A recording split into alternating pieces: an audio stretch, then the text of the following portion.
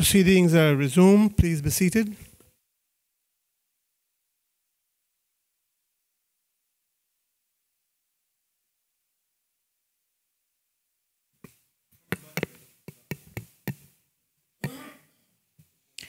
Third, report on bills. The Companies Amendment Number 2 Bill 2017.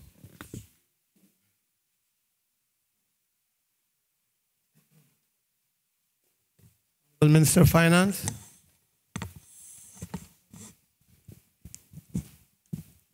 Yes, Mr. Speaker. Mr. Speaker, I am happy to report that the bill shortly entitled the Companies Amendment Number 2 Bill 2017 was considered by a committee of the whole House and passed with amendment. The bill has been duly reported and is set down for a third reading. The Limited Liability Companies Amendment Number 3 Bill 2017. Honourable Minister. Thank you, Mr. Speaker. Mr. Speaker, I'm happy to report that the bill shortly entitled the Limited Liability Companies Amendment Number 3 Bill 2017 was considered by a committee of the whole House and passed with amendment. The bill has been duly reported and is set down for the third reading. The Companies Management Amendment Number 2 Bill 2017. Minister. Thank you, Mr. Speaker. Mr. Speaker, I am happy to report that the bill shortly entitled the Company Management Amendment Number 2 Bill 2017 was considered by a committee of the whole House and passed without amendment. The bill has been duly reported and is set down for a third reading. The Insurance Amendment Bill 2017. Minister. Thank you, Mr. Speaker. Mr. Speaker, I'm happy to report that the bill shortly entitled the Insurance Amendment Bill 2017 was considered by a committee of the whole House and passed without amendment. The bill has been duly reported and is set down for a third reading. The Banks and Trust Companies Amendment Bill 2017. Minister. Thank you, Mr. Speaker. Mr. Speaker, I'm happy to report that the bill shortly entitled the Banks and Trust Companies Amendment Bill 2017 was considered by a committee of the whole House and passed with amendment. The bill has been duly reported and is set down for a third reading. The Penal Code Amendment Number 2 Bill 2017. Honourable Attorney General. Thank you, Mr. Speaker. Mr. Speaker, I beg to report that a bill entitled the Penal Code Amendment Number 2 Bill 2017 was passed by a committee of the whole House without amendment. The bill has been duly reported and is set down for a third reading. The Terrorism Amendment Bill 2017. Minister. Sorry. AG. Thank you, Mr. Speaker. Mr. Speaker, I beg to report that a bill entitled short title, the Terrorism Amendment Bill 2017, was considered by a committee of the whole House and passed without amendments. The bill has been duly reported and is set down for the third reading. The Proceeds of Crime Amendment Bill 2017. Honourable AG. Thank you, Mr. Speaker. Mr. Speaker, I beg to report that the bill, the short title, the Proceeds of Crime Amendment Bill 2017, was considered by a committee of the whole House and passed with one amendment. The bill has been duly reported and is set down for the third reading. Third readings. The Companies Amendment Number 2 Bill 2017. Honourable Minister of Financial Services. So, companies, is it the Companies Amendment Bill? Yes, Mr. Speaker, I rise to move the third reading of the Companies Amendment Number 2 Bill 2017. The question is that a bill shortly entitled the Companies Amendment Number 2 Bill 2017 be given a third reading and passed. All those in favor, please say aye. Aye. Those against? The ayes have it. The Companies Amendment number 2 Bill 2017 has been read a third time and is passed. The Limited Liability Companies Amendment Number 3 Bill 2017. Minister. Thank you, Mr. Speaker. Mr. Speaker, I beg to move that the Limited Liability Companies Amendment Number 3 Bill 2017 be given a third reading and passed. The question is that a bill shortly entitled the Limited Liability Companies Amendment Number 3 Bill 2017 be given a third reading and passed. All those in favor, please say aye. Aye. Those against? The ayes have it. The Limited Liability Companies Amendment Number 3 Bill 2017 has been read a third time and is passed. The Companies Management Amendment Number 2 Bill 2017. Minister. Thank you, Mr. Speaker. Mr. Speaker, I rise to move that the Companies Management Amendment Number 2 Bill 2017 be given a third reading and pass. The question is that a bill shortly entitled the Companies Management Amendment Number 2 Bill 2017 be given a third reading and passed. All those in favor, please say aye. Aye. Those against? The ayes have it. The Companies Amendment Bill Number 2 Bill 2017 has been read a third time and is passed.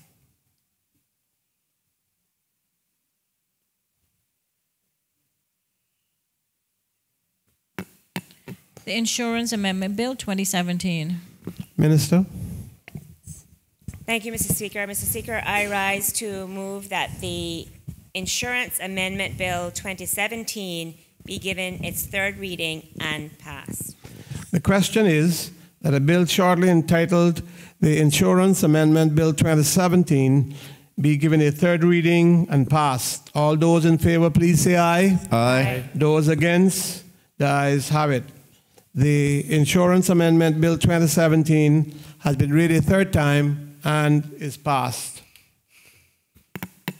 The Banks and Trust Companies Amendment Bill 2017. Minister of Financial Services. Thank you, Mr. Speaker. Mr. Speaker, I rise to move that the Banks and Trust Companies Amendment Bill 2017 be given its third reading and passed. The question is that a bill shortly entitled the Banks and Trust Companies Amendment Bill 2017 be given a third reading and passed.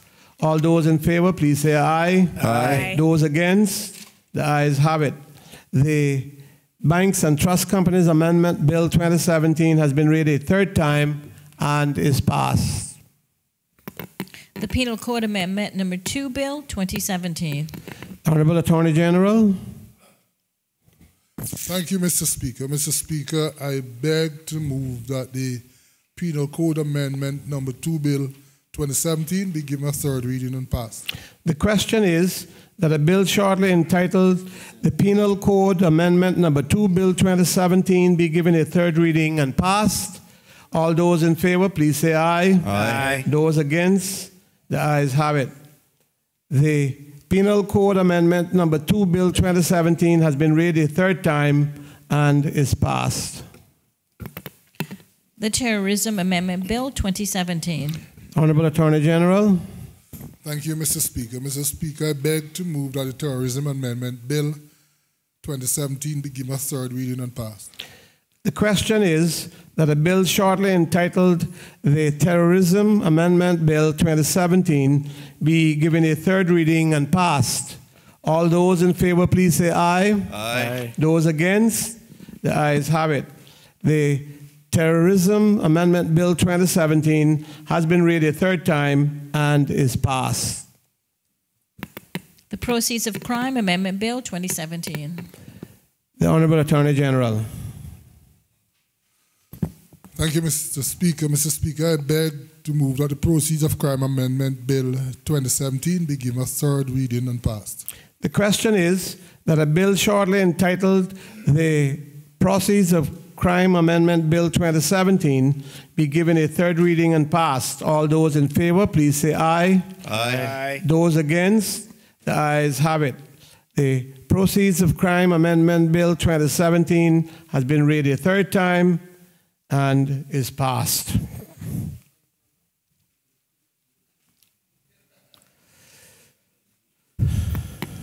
Motions.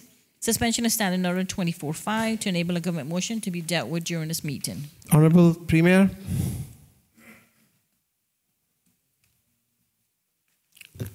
Thank you, Mr. Speaker. Mr. Speaker, I beg to move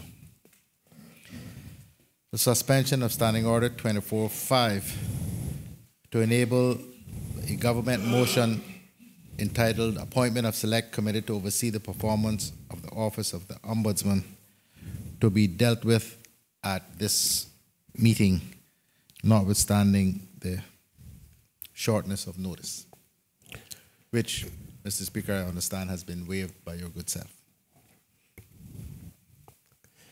Question is that we suspend standing orders 24-5 to enable a government motion to be dealt with at this meeting. All in favor? Aye. Aye. Those against? The ayes have it.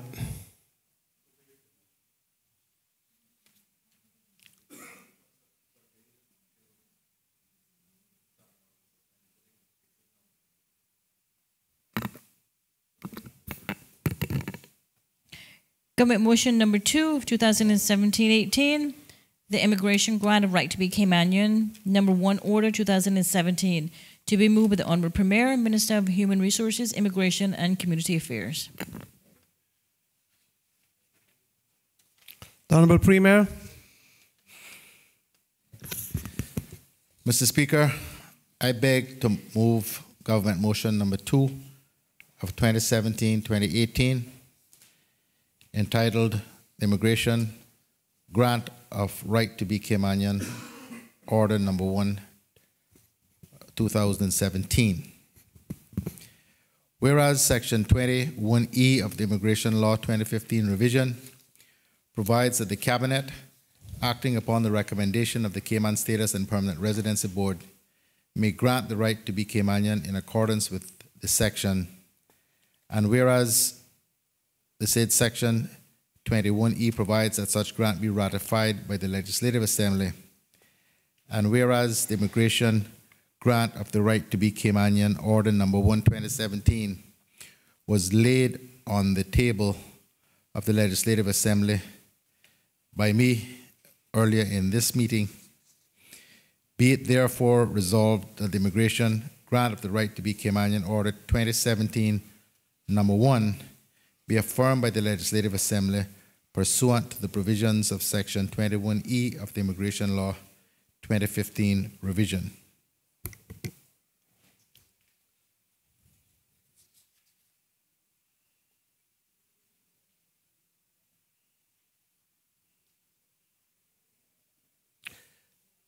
The question before the House is that be therefore resolved that the immigration grant of the right to be Caymanian, Order 2017, number 1, be affirmed by the Legislative Assembly pursuant to the provisions of Section 21E of the Immigration Law 2015.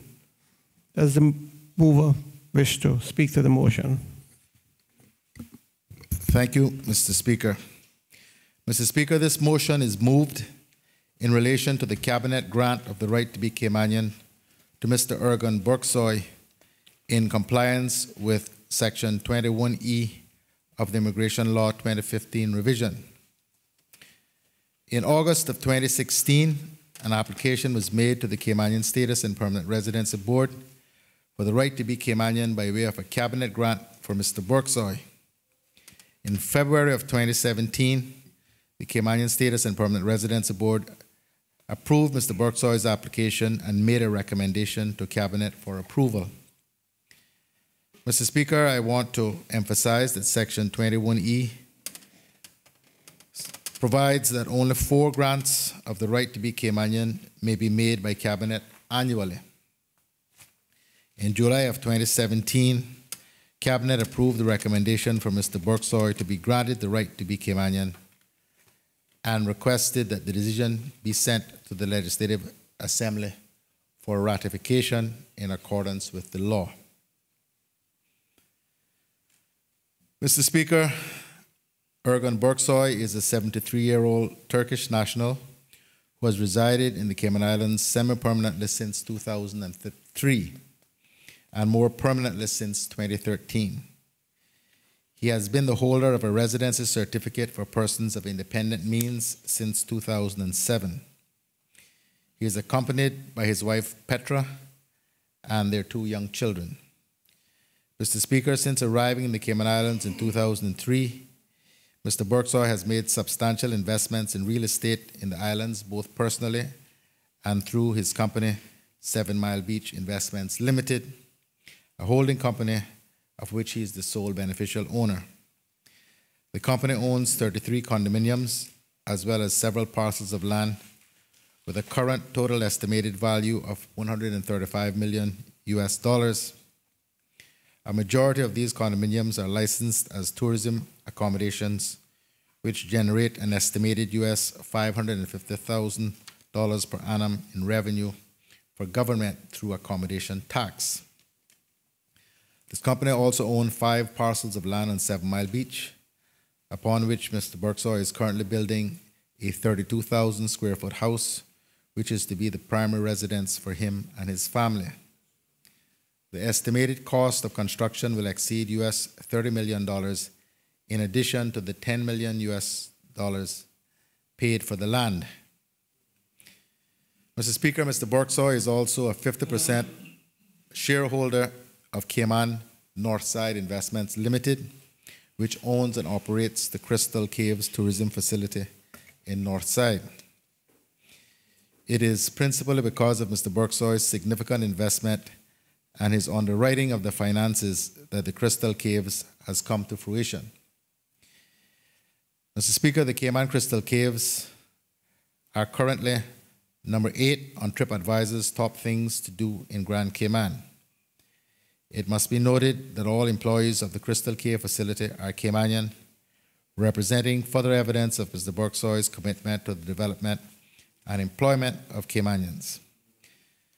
It is understood that Mr. Berksoy plans to expand the facility by opening another 23 currently unexcavated caves and to create 100 eco-lodges for ecotourism over the next 2 years.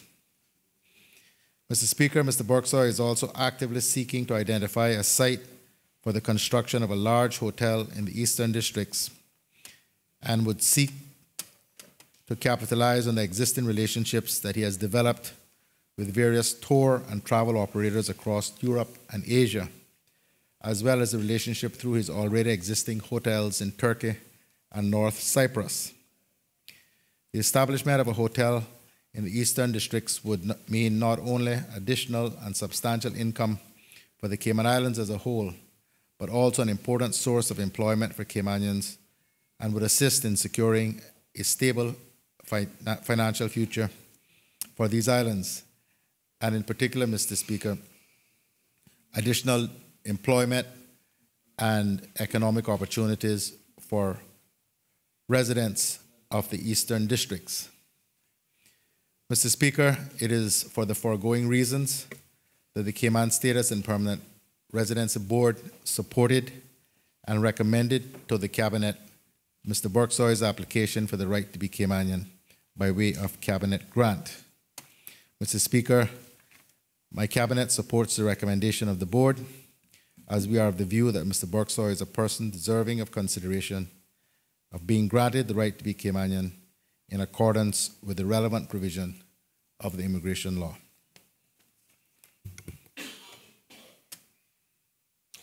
Does any other member wish to speak? The member from East End. Thank you, Mr. Speaker. Mr. Speaker, on a procedural matter, I wonder, I don't want to speak on all of these because it would be monotonous, really. I wonder if you would allow me permission to mention the other 2 in this debate, or I will just have to wait until the last one then. Honorable member, if you speak, not to say you can't mention, but you can't anticipate the motions, and I wouldn't try to do that. But the thing is, I don't want to speak on all 3. That's why I'm asking your pardon me? I'm asking your indulgence with me. I was not going to expound on them, but I wanted to tie the three of them in. Well, speak at the last one then. Then that way you wouldn't get into a problem with the anticipation question. And you'll have all the room you want to mention because they would have been dealt with. The member from Georgetown Central. Thank you, Mr. Speaker. I rise to give my contribution to the motion in respect to right to be Caymanian for Mr. Berksoy, if I pronounce his name correctly. Based on the Honourable Premier's outline of this gentleman, he sounds quite amazing and is exactly what we want here in the Cayman Islands in respect to commitment to the longevity of our beautiful islands and in the investment of our people. And I commend him for everything he's done, and I thank him for all that he's done, because I've been to some of the attractions that he's involved in, and I must say they brought a different attraction to the Cayman Islands than the usual that we've had for many decades. So I congratulate him and his other partners in that respect. But my only question that comes to mind is, why does it have to be a cabinet grant? Based on all the things that were outlined, one would assume that he would have been able to apply for his status in his own right, in his own means. He's been here long enough. All the commitments are here. He's done all the necessary investments. The time limit from 2003, if I heard the Premier correctly, would give him enough time to apply in his own right. But why was there a suggestion for him to be granted the cabinet status to cabinet? As we all know, by all means, not trying to undermine the value of this man, because based on the outline, I have no idea who he is, but everything that was said, which I know would be factual in this honorable house, are great, great things. But one of the things that I keep in my mind is that once you're granted a cabinet status, it cannot be revoked. No? Well, okay, well, Mr. Well, Mr. Speaker, I've been reassured that actually that section no longer exists, and I can say thank the Lord in that respect. But the question still arises as to why not the normal process. I am in full support of this gentleman's contributions to our country, and I think he is deserving of the status. I'm just curious as to know why he was not able to acquire the right to be Caymanian, which is probably the most valuable thing in these three islands, outside of the breath that the good Lord gave us, why he couldn't acquire that through the normal immigration process. But that being said, I am assuming that in cross rebuttals, the Premier will answer that question. And I just would like to say to this man, once it's granted, that congratulations. Remember what the purpose of being a Caymanian is about. And it's not just about oneself, but a greater good, that remembering that we're only as strong as our weakest link. And there are going to be a lot of commitments that sometimes are not expressed in legislation, which probably should be inferred in our legislation in respect to your moral obligation to the growth and success of these islands.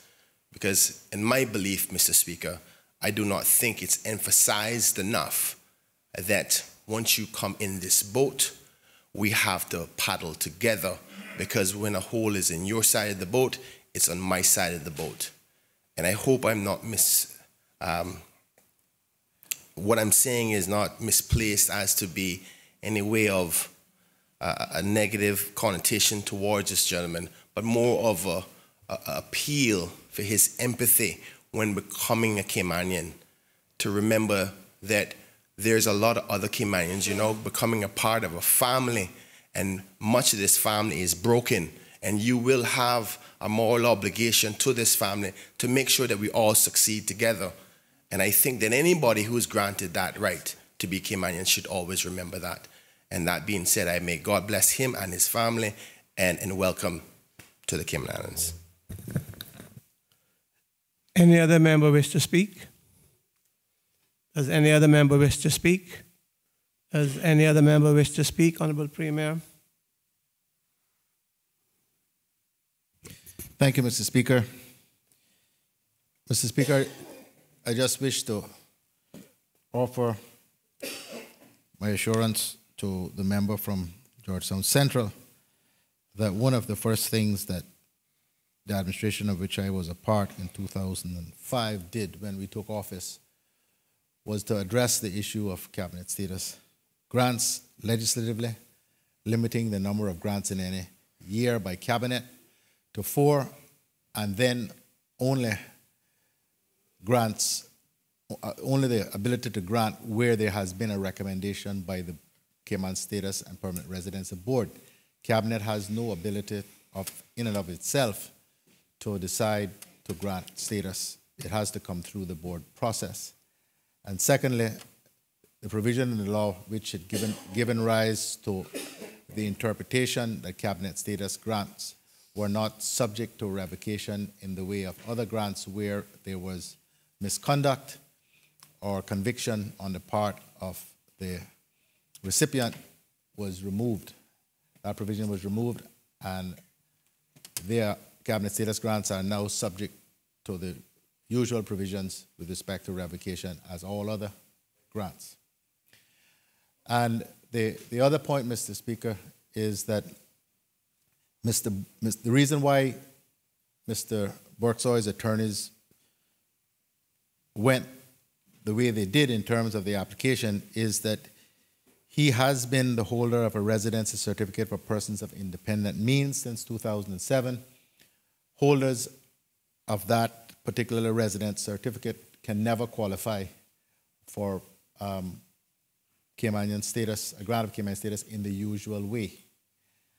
That's one of the features of that particular category of permanent residence. So it was either give up the residence certificate and then wait 8 years, or proceed the way that they did.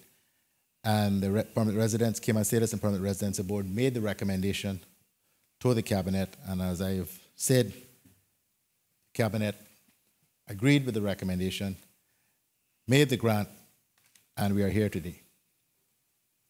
And so, Mr. Speaker, I don't think I need to say more than that. I believe that we can take it that the lack of of speeches but on the part of the majority of members is tacit approval of this particular grant.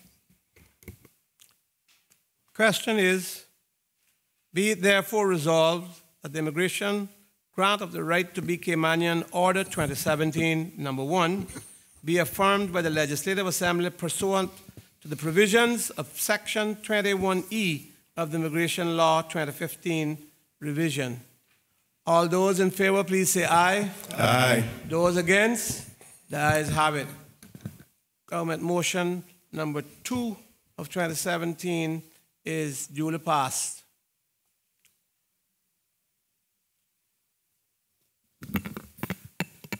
Government motion number 3 of 2017-2018, the immigration grant of right to be Caymanian, number 2 order 2017, to be moved by the Honorable Premier, Minister of Human Resources, Immigration and Community Affairs. Honorable Premier. Thank you, Mr. Speaker. Mr. Speaker, I beg to move government motion number 3 of 2017-2018, entitled Immigration Grant of Right to be Caymanian Order number 2, 2017.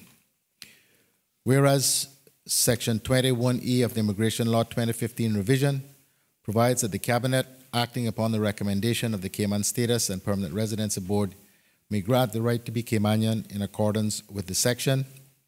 And whereas the said Section 21E provides that such grant be ratified by the Legislative Assembly, and whereas the immigration grant of the right to be Caymanian Order Number 2, 2017 was laid on the table of the Legislative Assembly earlier in this meeting, be it therefore resolved that the immigration grant of the right to be Caymanian Order 2017, Number 2, be affirmed by the Legislative Assembly pursuant to the provisions of Section 21E of the Immigration Law 2015 revision. The question before the House is, be it therefore resolved that the immigration grant of the right to be Caymanian Order 2017, Number 2, be affirmed by the Legislative Assembly pursuant to the provisions of Section 21E of the Immigration Law 2015 revision. As the mover intended to speak. Thank you, Mr. Speaker. This motion is moved in relation to the Cabinet grant of the right to be Caymanian to Mr. Christopher Bounds in compliance with Section 21E of the Immigration Law 2015 revision. In August of 2016, an application was made to the Caymanian Status and Permanent Residency Board for the right to be Caymanian by way of a Cabinet grant for Mr. Bounds. In October of 2016, the Caymanian Status and Permanent Residency Board approved the application from Mr. Bounds and submitted a recommendation to Cabinet for approval. Mr. Speaker, Mr. Bounds is a man who demonstrates a clear love for these islands and who throughout his life as a teacher had the interests of his students at heart.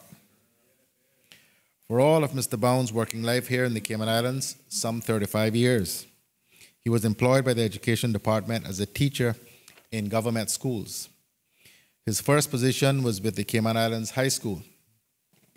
When that school was renamed the John Gray High School, he remained in the post of head of year while also teaching geography and life skills. For a short period, he was also responsible for the Special Needs Department. When the Clifton Hunter High School opened, he was appointed to the position of learning mentor, which he held until his retirement in August 2016.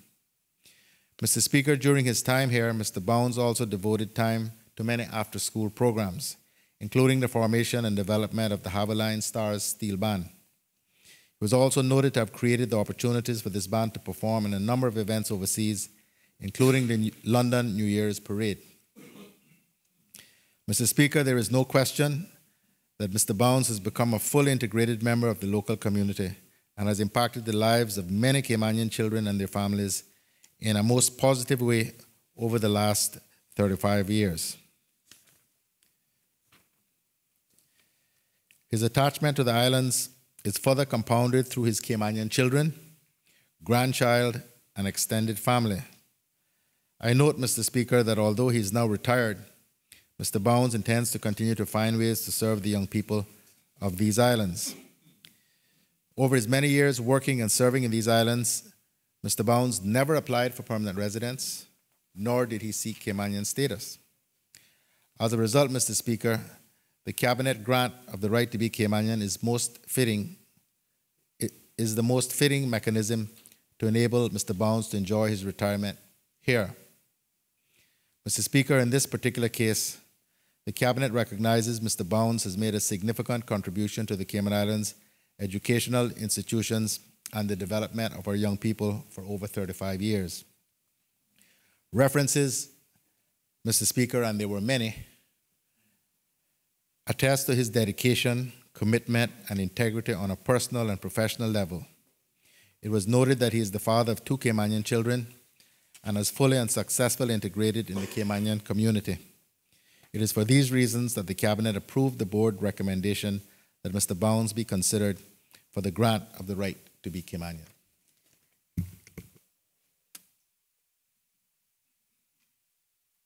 Does any other member wish to speak? The member from Newlands. Thank you, Mr. Speaker. I will be brief because I gather many members would probably like to rise to support this grant of Caymanian status. And I think it would be remiss of me not to do the same, Mr. Speaker. Mr. Bounds taught me and my siblings and even one of my children in the government school system. And, you know, I was shocked when I found out that he actually was not a Caymanian already. So I am in full support of this grant of Caymanian status. Mr. Bounds' contribution to this country can't be measured, you can't put a dollar value on it. But Mr. Speaker, it is greatly appreciated by a large number of Caymanians. And you know, I'm in full support of this, and I can only thank him for the service he's given to this country. And I fully support this status grant. A member from Georgetown Central. Thank you, Mr. Speaker. I only rise to add quite similarly to what my colleague from Newlands has said. Mr. Bounds have contributed things that are unquantifiable in respect to the value of our society and the growth of our great nation and great country called the Cayman Islands. It is an honor that I was a part of this House to be able to say yes when it's the time to take the vote in respect to that. And I couldn't see anybody more worthy of a right to be a Caymanian than this man that we speak of today. Thank you. The honorable member from Savannah. Thank you, Mr. Speaker. I know my colleague from Bordentown West was also interested. I must say how much I endorse this move by the Premier. Anybody that knows Mr. Bounds, which my family and I, from my two boys at the high school system, the way he worked with them and transferred on to Clifton Hutter, and I also see him at Savannah Primary, assisting there in whatever way he can. Mr. Bounds is the epitome of what I would like to see many, many other teachers in these islands do. The interests that he takes with the children, it's almost incomparable. And if ever in the history of these islands someone deserved to become one of us, Mr. Bounds deserves that.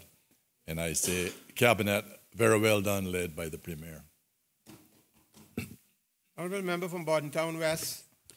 Thank you, Mr. Speaker. I rise to also lend my support to this motion. I mean, I know the family, they're good people. I consider them nation builders. And I think we moving this motion today or approving this motion is a mere formality. What I would like to ask the government to consider is that how many more Mr. Bounds are out there? Because at the end of the day, we have a lot of people who have come and have helped us, and we just need to make sure that we can recognize them in a more expedited manner. I know we're only limited to 4, but I think if this is one time, if there are others like Mr. Bounds out there, we should try to see if we can also find them and recognize them also. But I definitely believe the government is definitely right in this regard, and I want to lend my support to it also. Thank you. Another member wish to speak? Any other member wishing to speak? If not, call on the Honorable Premier. Thank you, Mr. Speaker, and say thanks to the members on the other side who have spoken in support of the motion.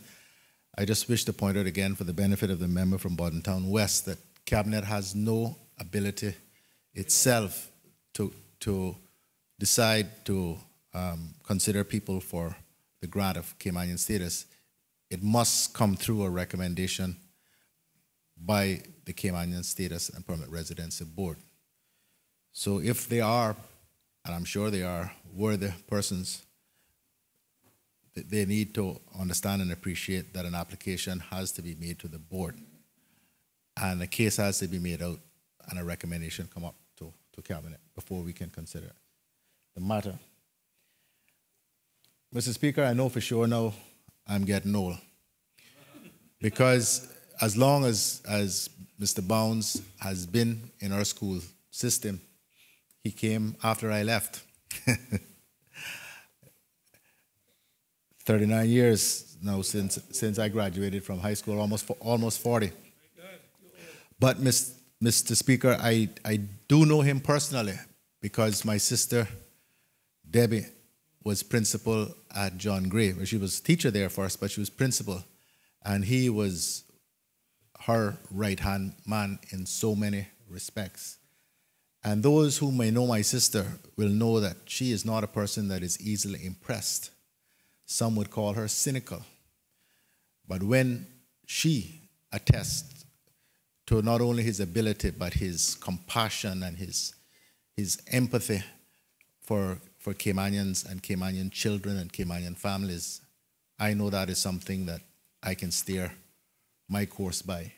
And so I am delighted that I have had this opportunity to move this motion on behalf of the government, and that it has been so readily and enthusiastically endorsed by members of the opposition.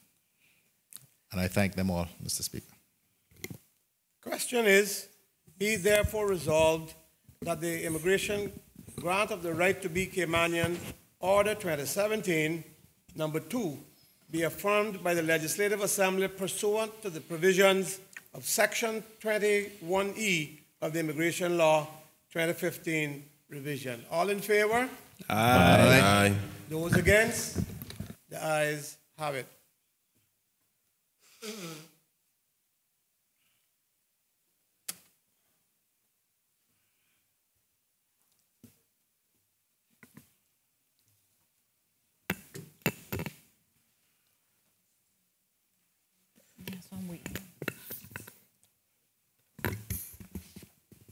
Mr. Speaker, just for the sake of completeness and certainty, I think we would appreciate if it was declared that the motion was passed.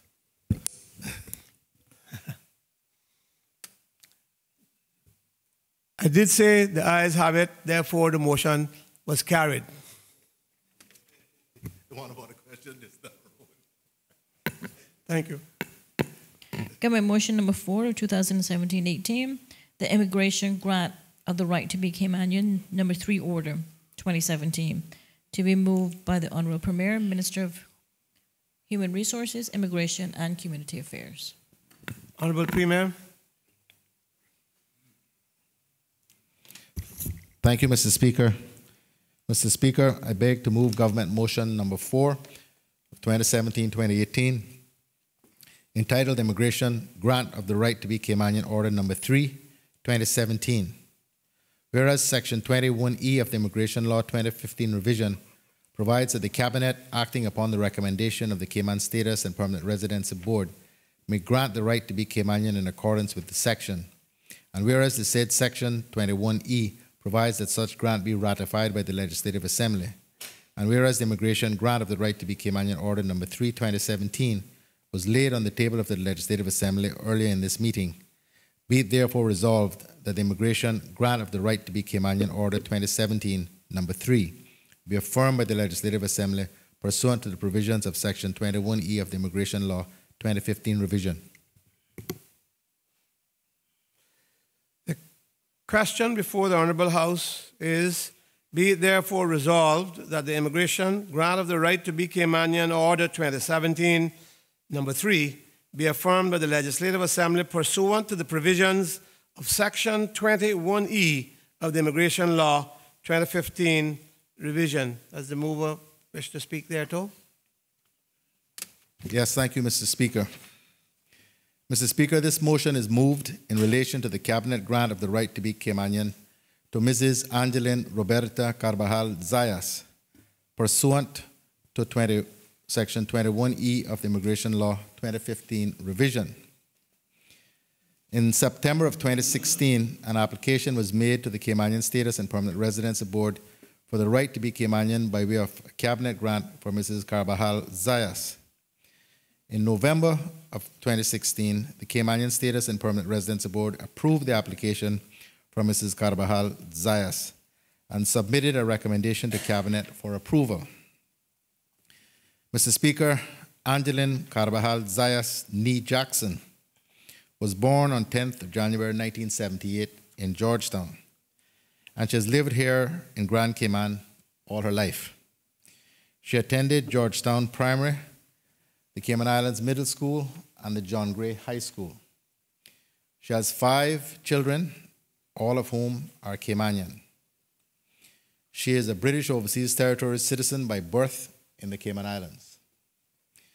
Prior to the application for a cabinet grant, Mr. Speaker, in June 2016, Mrs. Carvajal Zayas applied to the Chief Immigration Officer for the grant of the right to be Caymanian under Section 23 of the Immigration Law 2015 revision. This was a facility, a legal facility, introduced in 2006 to address what was considered an anomalous situation where a child born in the islands between the 27th of March 1977 and 1st of January 1993 was entitled to reside permanently in the islands by virtue of being a British Overseas Territories citizen by birth, but was unable to acquire Caymanian status unless he or she had a Caymanian-born parent or grandparent. However, this provision was subject to a sunset clause and was therefore only available for a period of 1 year from 21st of December 2006 to provide an opportunity for affected persons to apply to become Caymanian. Regrettably, Mrs. Carvajal Zayas missed that opportunity and applied long after this period had expired. Her application therefore fell to what is called a no power to act by the board, into that category. The circumstances are such, Mr. Speaker, that Mrs. Zayas does not qualify to apply for Caymanian status under any other provision of the law, despite the fact that she was born here and has lived here for, I think, next year she'll be 40. Mr. Speaker, the Cabinet and I are in agreement with the board and are of the view that it would be a travesty of justice if this young lady is not considered to be deserving of the formal grant of the right to be Caymanian. And unfortunately, the law provides no other solution but for the grant to be made by Cabinet. And that, Mr. Speaker, is what we have done. I hope, Mr. Speaker, our view about this is shared by all members of the House.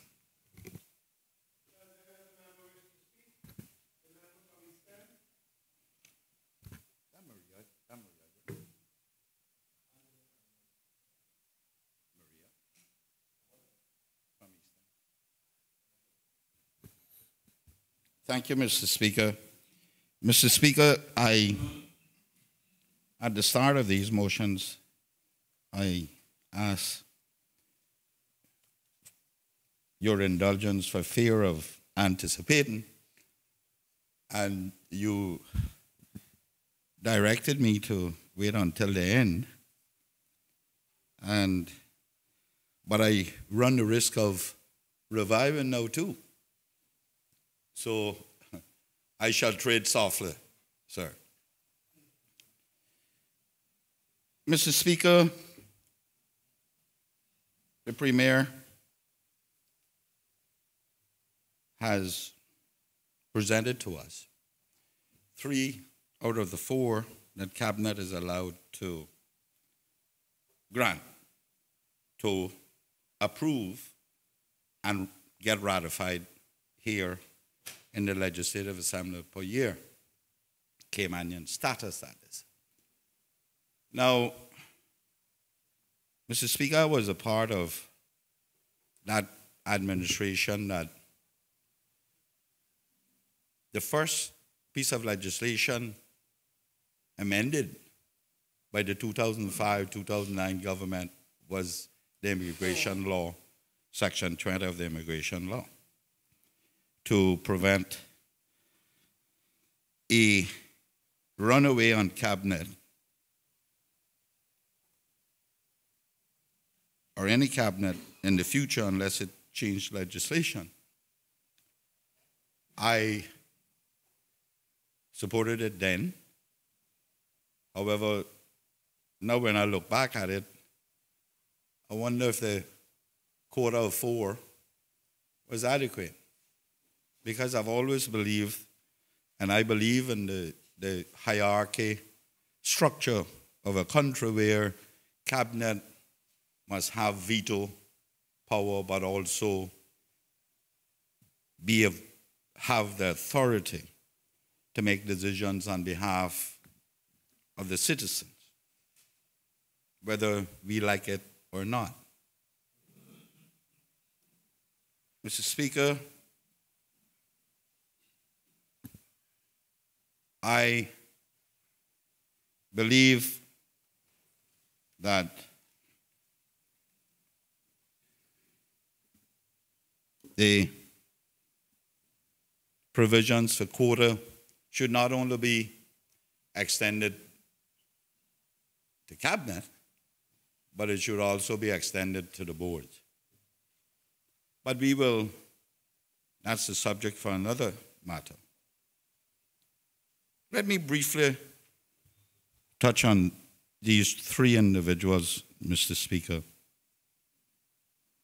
And I want to start with this Zayas.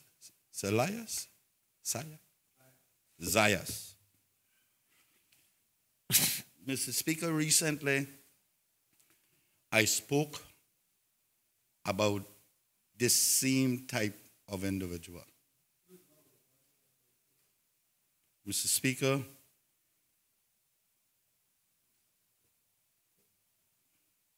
I don't particularly subscribe to Donald Trump's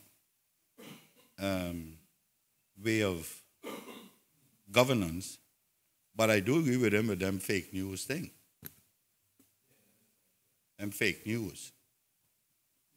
Because they twist, and they have stigmatized these type of people that live amongst us by calling them ghost Caymanians. Mr. Speaker, we are at fault. All of us are at fault. In 2006, we attempted to regularize all those people who we know are our next door neighbors. We know they went to school with our children, or they went with some of us. But for one reason or the other, trusting in the country that they had adopted, that they were adopted, trust that they were adopted, did not go and regularize it on paper. But for the benefit of any argument, they are Caymanians. They were born here. They came here when they were kids. They went to school with our children, with us, with our neighbors. They are our neighbors. They work alongside us. They got status, and when they became 18, by operation of law, it was taken away, and they didn't bother to go back because this is their country. Now, they are in no man's land, albeit consider themselves Caymanians. Those are the people we need to regularize. And we have a responsibility, like I said before, to assist with that. When we put that sunset clause in 2006,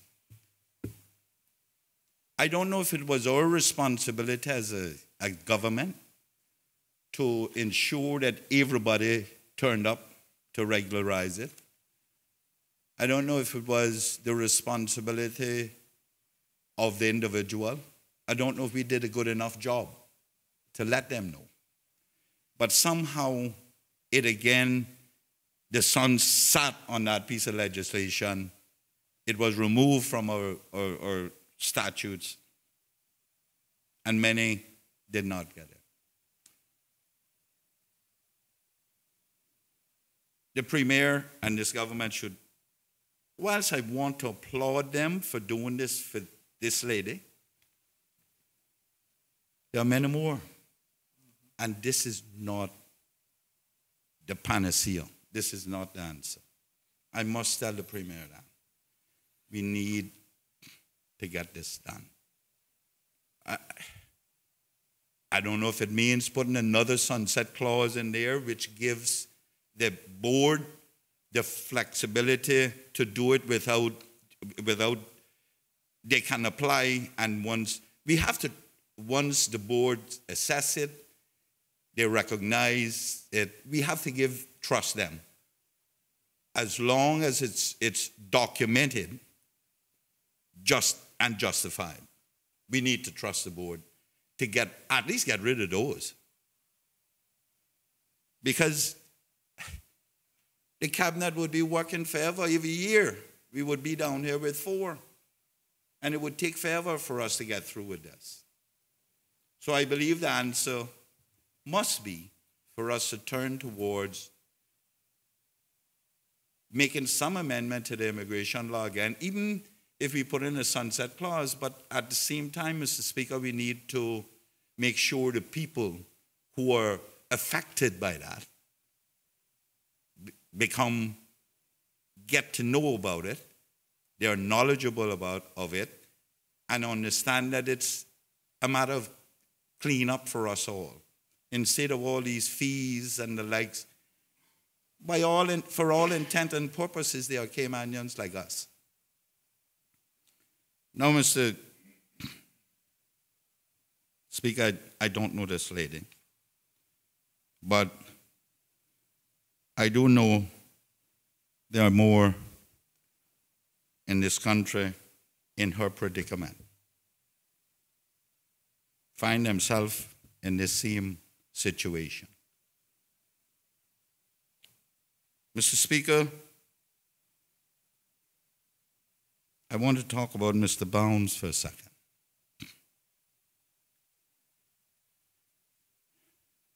The Premier talked about, he knows he's getting old.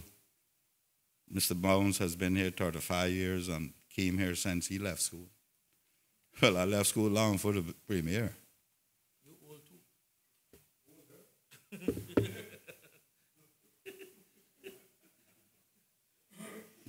Mr. Speaker, you hear how disrespectful these little young ones are about I am old too? Mr. Speaker, Mr. Bounds came long after I left as well. I didn't get to know Mr. Bounds until recent years, maybe 20 years ago. I met his kids, his wife, and I met Mr. Bounds around the same time. Then I became a legislator, and I started getting these calls from this gentleman about the kids he was teaching who were from East End. I was thoroughly impressed by his interest, not only in the kids from East End, but the kids in this country generally. I have worked with this gentleman for the last, 16, 17 years. And I was somewhat surprised when I learned that Mr. Bounds was not Caymanian. And that everybody else in his family was Caymanian except him. Now, that is a true measure of Mr. Bounds. He couldn't care less about it. His interest was the children. And that must be applauded. And his becoming Caymanian by virtue of this legislature is most fitting. Because it gives this legislature the opportunity to endorse that type of person to become Caymanian and say you are fit and proper because of the contribution you have made for the future of this country. And if all of us, all of those who grace these wonderful shores were as graceful as Mr. Bounds, then we wouldn't have the concerns we currently have amongst our people. Mr. Bounds, through being Mr. Bounds, has set the stage. And I hope those who follow in his footsteps step into his footprint. It's more than walking dogs. It's more than trying to get into social clubs. That helps. And it's more than how much money you contribute to the various charities. It's about integration, and it's about being concerned for the future. Mr. Bounds is a fit and proper person to be called Caymanian. Mr. Speaker, I too can, if needed be, could have written reference letters on his behalf. Mr. Speaker, on the issue of bok soy, Mr. Speaker, I've met this gentleman once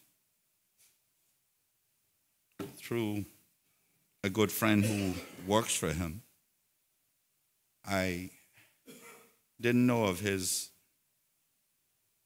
extensive contribution nor investment to this country until the Premier read it out.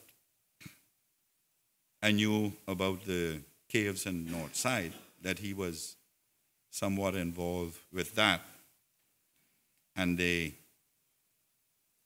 humongous house that he's building on Westby Road.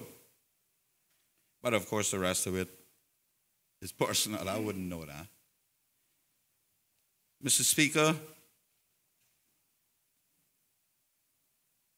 it's obvious that he has made some inroads in his investments in this country. Now, Mr. Speaker, I don't give out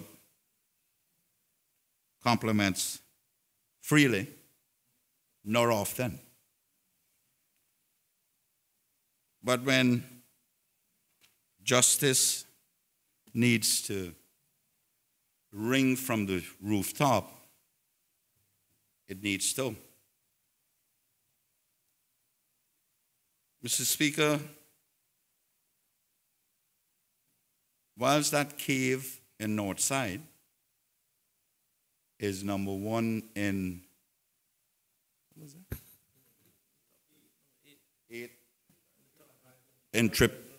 Number 8th attraction in the Caribbean in TripAdvisor in Cayman. I would like to bring to the Cabinet's attention that I also have in my constituency, a situation that puts the Cayman Islands as one of the premier timeshare locations in the world.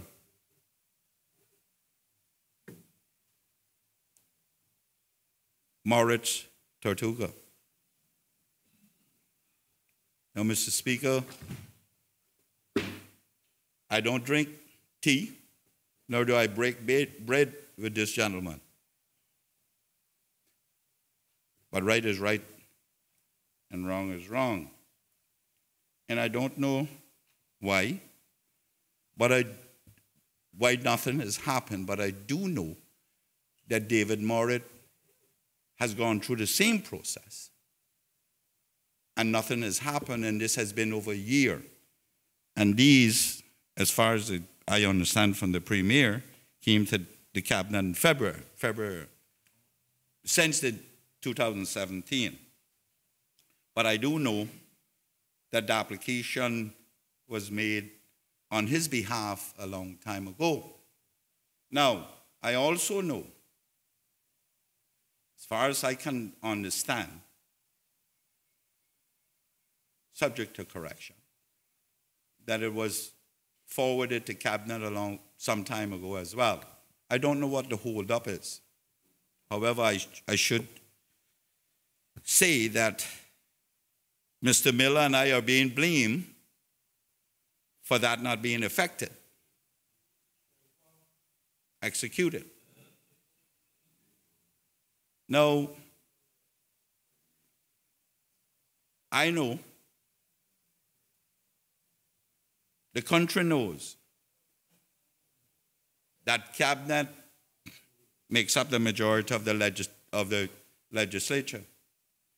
And if it is brought here, Mr. Miller and I can't stop anything that Cabinet does. What I am saying, Mr. Speaker, is that this government, the previous administration, brought at least one here that was not more worthy than David Morit. Because this one, Mr. Speaker, Mr.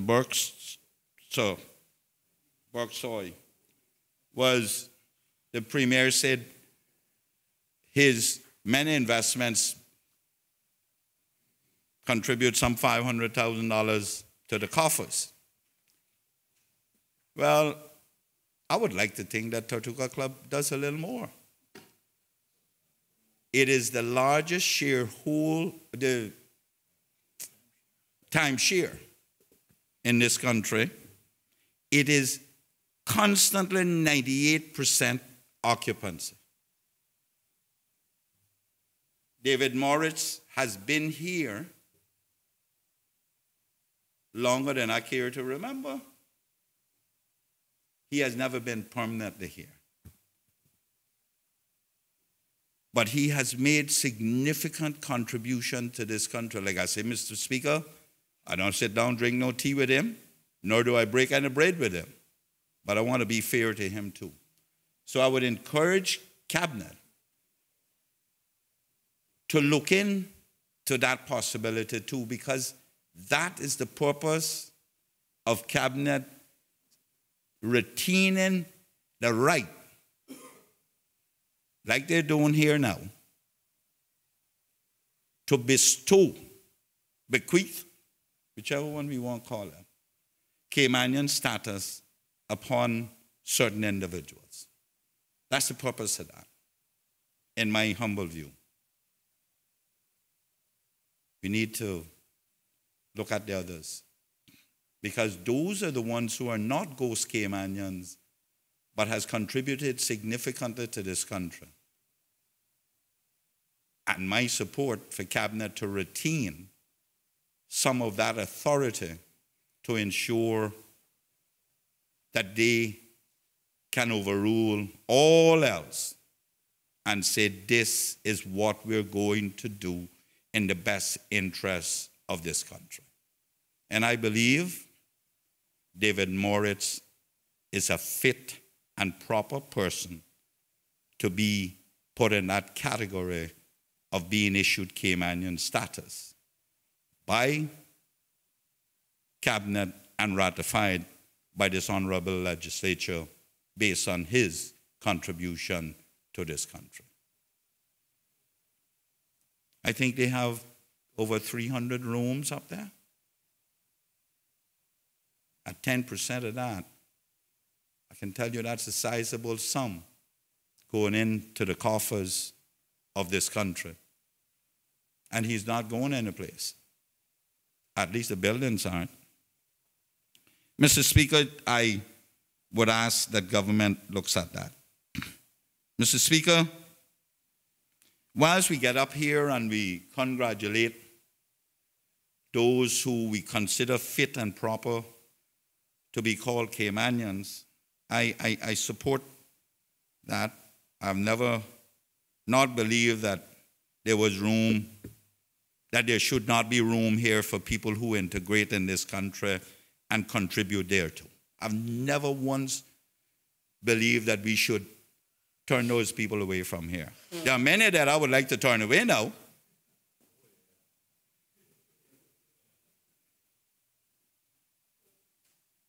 Because there are some of those who, Mr. Speaker, you know, we all know, they're not fit to be called Caymanians.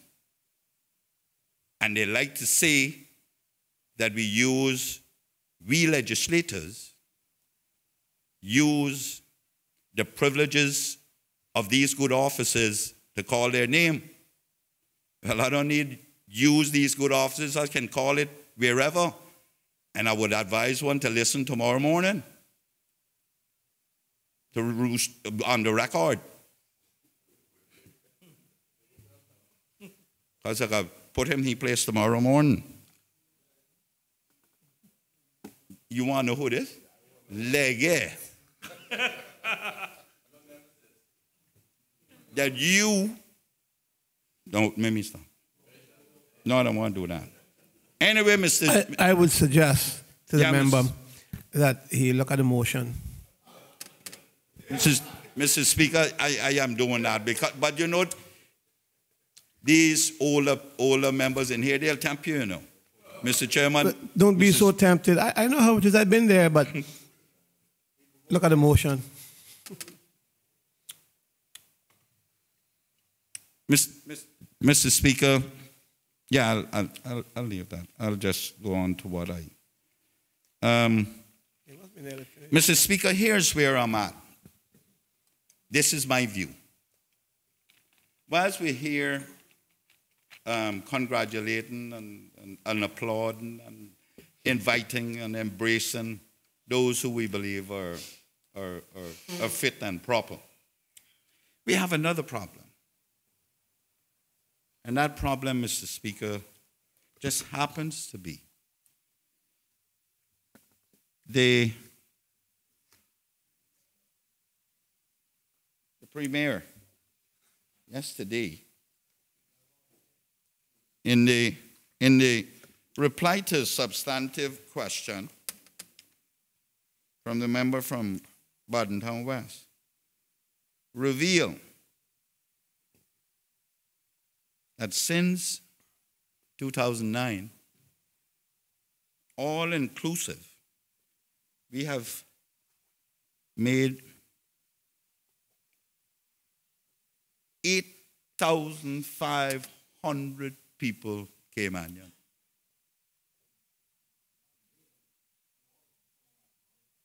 Well, all inclusive now I'm talking about. There are no acknowledgement, grants, whatever.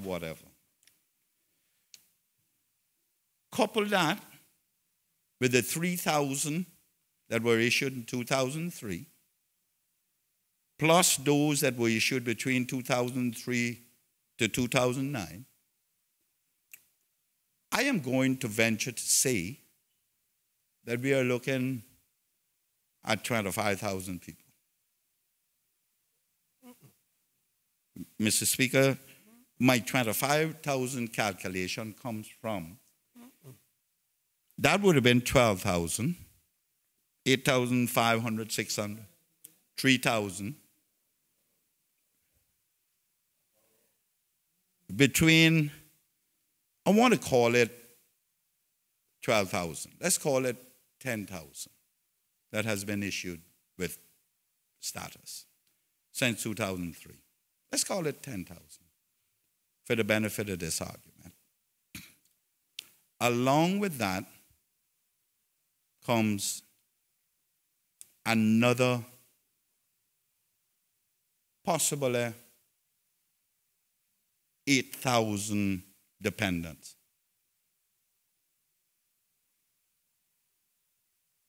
So 12 and 8 is right around 20. Then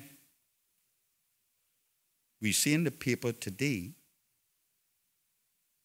that the governor and the deputy governor is considering assisting those who have been waiting so long for acknowledgement or grant or PR. The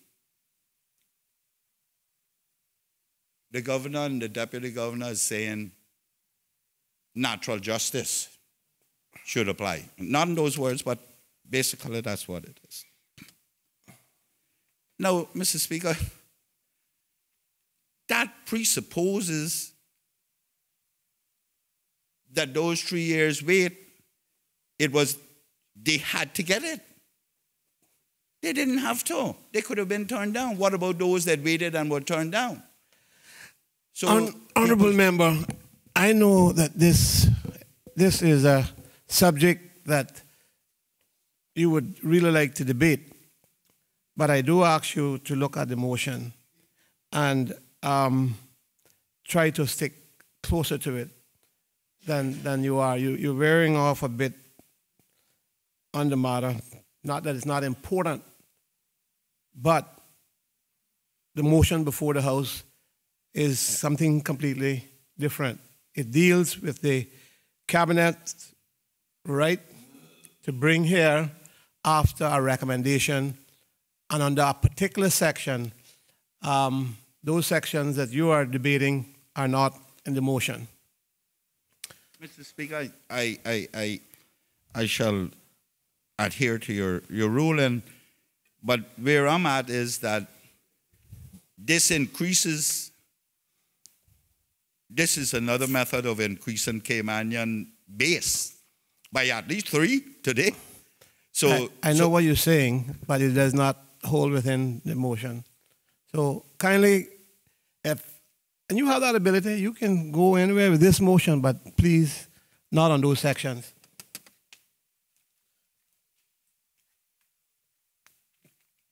You said you're going tomorrow morning. I said, you said you go to radio tomorrow morning.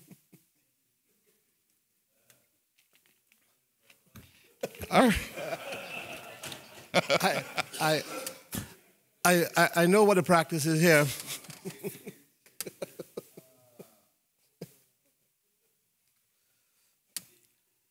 Mr. Speaker, and I understand that,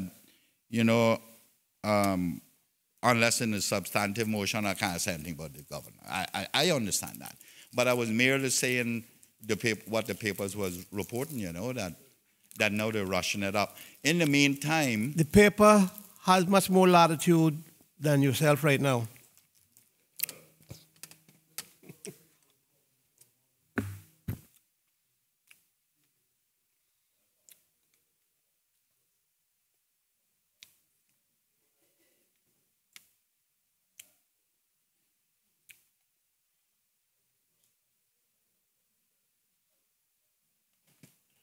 Is the member continuing? Mr. Speaker, you have ruled that I have no latitude, so I have to conclude. That's not what I said. I said in the relevance is the question, and the matters that you are debating are not in the motion. And while I know it runs close to what you want to do, it's not relevant. And I did say that in regards to the papers, well, the papers can say anything because they don't abide by our rules. But our rules is that it has to be relevant, and I've given you a lot of latitude.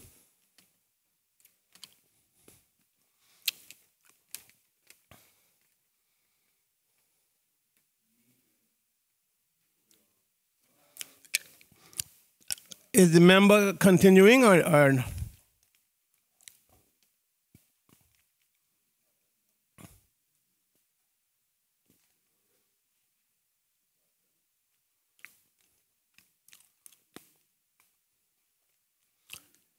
If the member is not continuing his speech, his debate, is there another member wishing to speak?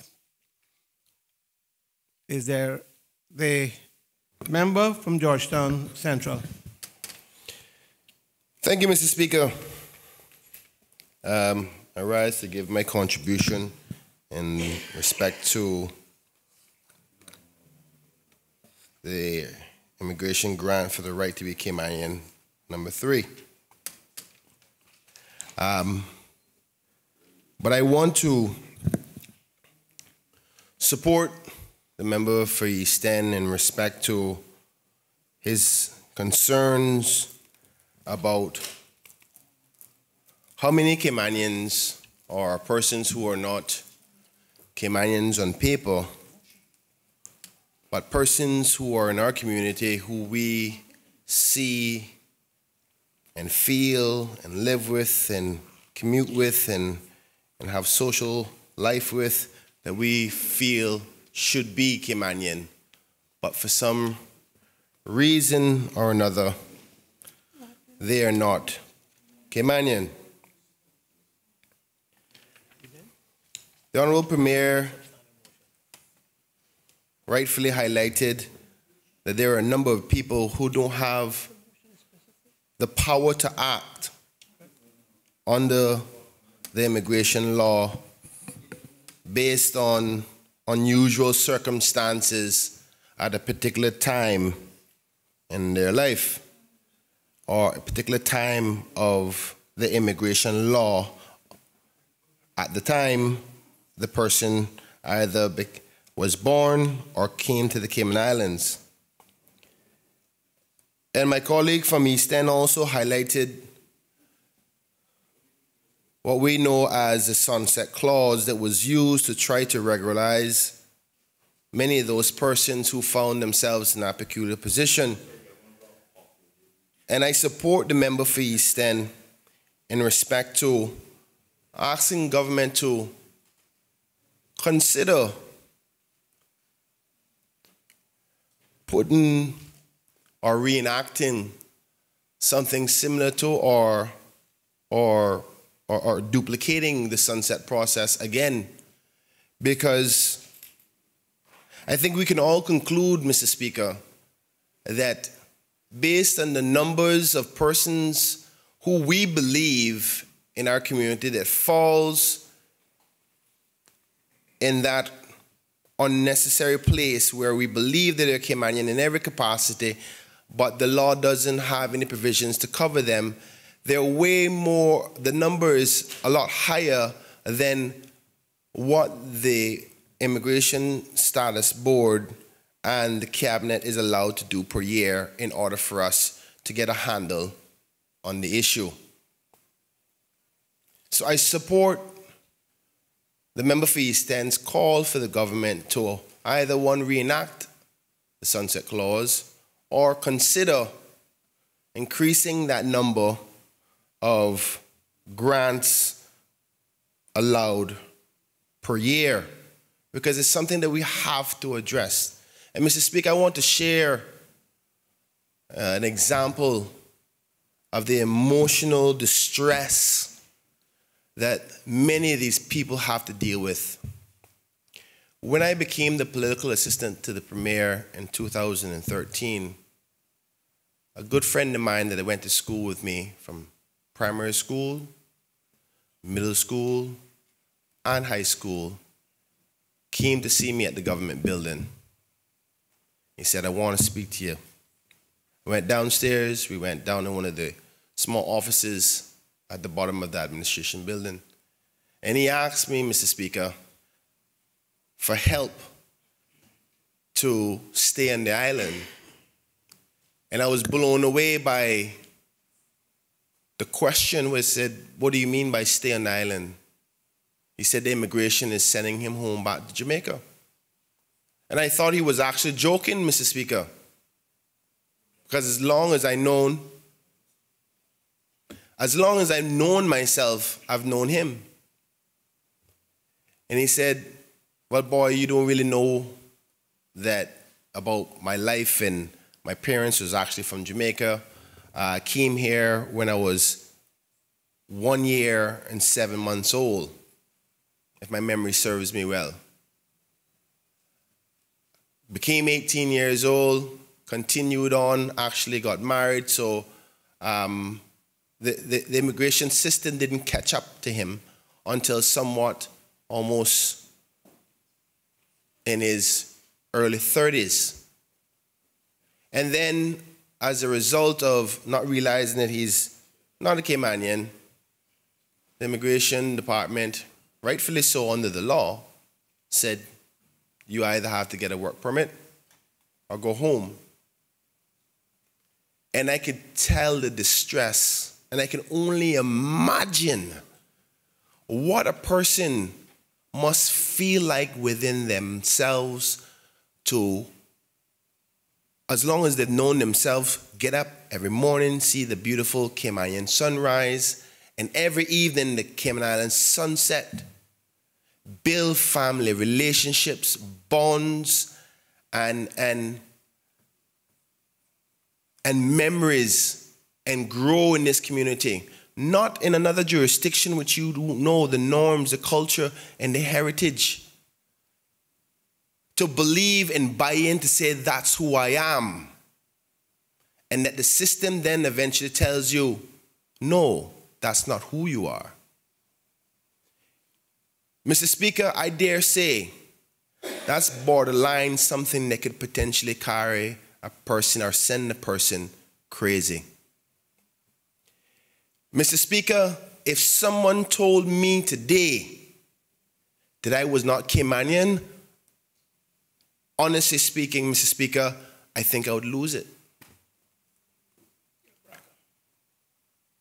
It's something that we have to take more of a serious look at, because we do not understand the emotional damage that we are doing to these individuals. Whether we believe they're Caymanian or not, there's a human element and responsibility that we have to human life. It's quite similar, Mr. Speaker, to the right of imprisonment. There's still certain codes. You can't just lock them up in the black room 24 hours a day. There's codes. You're dealing with a person's mind. And we are responsible as government officials to making sure that we're not contributing to damage of that. But at the same time, respectfully, Mr. Speaker, protecting Caymanians' opportunities. But what I'm saying, Mr. Speaker, extended outside of just that individual who finds themselves in what we call, quote unquote, ghost Caymanians, we have to also recognize that there are people who are now Caymanian who are also being affected by that lack in decision or lack of addressing the issue for that individual. And for example, Mr. Speaker, that same person that I was giving you an example of before had a sister who was 4 years younger, who I also got to know, but was born in the Cayman Islands. And just because of a matter of details within immigration law, she got her status. And hearing what she felt as what we now know as Caymanian, she has all the rights. We'll protect her and say, all right, you're okay, but your brother ain't. But the fact that we're not addressing his matter hurt her heart. And I had to sit down and see her cry, which the law accepts. She's a Caymanian like me. But she was in pain because someone she loved was also in pain. So what I'm saying, Mr. Speaker, is that if we do not do our responsibility to address these matters, that some may be able to get away with the feeling of not addressing it because technically they're not Caymanian, so you don't feel so bad. The truth is you don't know the inaction to address it is also affecting other Caymanians. Even if you don't think that the person that we're speaking of is Caymanian yet. We have to remember that there's a trickle effect in these matters, and it's very emotive. So I want to give the support to the suggestion made by the member of East End for us to finally go out and tackle this. I know there have been comments made by the Honorable Premier as well as the Deputy Governor in respect to either looking into the matter or saying that it is a concern that needs to be addressed. I hope, Mr. Speaker, that members in our community can start to get some level of relief or feel less stressed of knowing that the government is going to try to address it. And I hope that that could be a commitment in the near future by this administration, because I think we all agree in here that there's, if not hundreds, thousands of those individuals in our shores. And in respect to Ms. Zayas, I only want to say that I apologize that you've had to live so long without having, I guess, legally perspective, so long without having some documentation to say, listen, this is who I am. Because, Mr. Speaker, like I said, I've always known that I'm a Caymanian. And I don't know what that would feel like if somebody told me that I wasn't. Because if I'm not a Caymanian, who am I? If you don't know who you are, I'm not quite sure what the purpose of living is. That's how severe this topic is to me. But I am glad that this administration has taken the power to address this problem, and I want to congratulate the board for recognizing that it's something that needed to be addressed. But I would encourage the board, like my colleague from East End has suggested, to find more individuals like this. Take them out of that difficult place that they have to live in the Cayman Islands, of saying that you are not one of us, but after giving your everything to us. It's not a comfortable place to be in, and I don't think they deserve it. And I think it's time for us as legislators, Mr. Speaker, to address that matter. And in summing up my contributions, Mr. Speaker, I would say to the Cabinet that they would have my full support if they intend to bring something similar to the reenactment of a sunset clause, or potentially an increase for a period of time the amount of grants through status based on the recommendation of the board of persons who fall in that unfortunate situation, so we can finally address the issue in respect to those persons who we love and care and share our lives with, that we believe are Caymanian, but because away by some peculiar position that they're in, and the changes of the laws here and there, or a certain time of when they were born, or they just missed this date, or somebody never said that you need to do this, that they have to live in something that I would consider misery.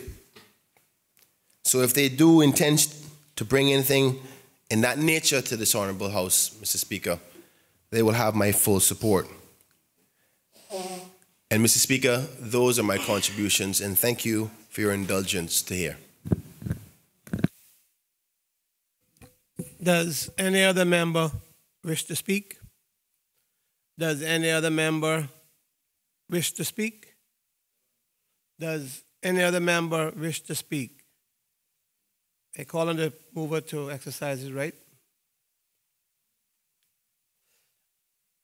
And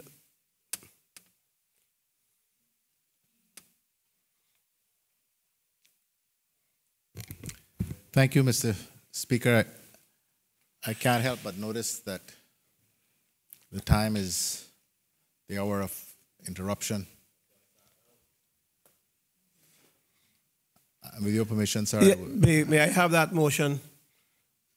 Suspension of standing orders. Thank you, Mr. Speaker. Mr. Speaker, I beg to move the suspension of Standing Order 10-2, that the business of the House may continue beyond the hour of interruption. Question is, Standing Order 10 to be suspended in order for the House to carry on after 4:30. All in favor? Aye. Those against? The ayes have it. Honorable Premier. Thank you, Mr. Speaker. Mr. Speaker, I wish to thank all members who have spoken on this motion, even the member from East End.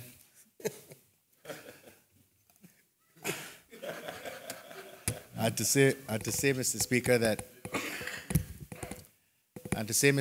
that I am really, I'm really impressed with the contributions that members have made more broadly about the need for immigration reform to deal with the significant number of persons who are part of the fabric of this community, but for one reason or another have fallen through the cracks. And as I've indicated before, part of what we are proposing to do with respect to immigration legislation reform is to address these issues. Mr. Speaker, I just wish to correct one erroneous statement by the member from East End. When he was speaking about Mr. David Morritt, he said, as though it were a fact, that the application or the recommendation, whichever you prefer, for Mr. Morritt to be granted Caymanian status, the right to be Caymanian by virtue of a cabinet grant, had been to cabinet. That, Mr. Speaker, would be incorrect. And if it was his understanding is wrong. But, Mr. Speaker, the matter will shortly be considered by Cabinet, and I was encouraged to hear of the member from East End's clear support for that matter, and no doubt, Mr. Speaker, that will be taken into consideration by members of Cabinet when we consider this matter. Mr. Speaker, with that, I simply wish to say that I think the House has taken the right approach to these three matters. I know the board does not take these applications lightly, and I assure everyone that when these matters come to the Cabinet, they are very carefully considered by all members of my team before a decision is taken. Mr. Speaker, again, thanks to members of the House for their support of this motion and the two which preceded it. The question is, be it therefore resolved that the immigration grant of the right to be Caymanian Order 2017, number 3, be affirmed by the Legislative Assembly pursuant to the provisions of Section 21E of the Immigration Law 2015 revision. All those in favor, please say aye. Aye. Aye. Those against, the ayes have it. The motion is duly passed. I shall seek a suspension at this time for 15 minutes.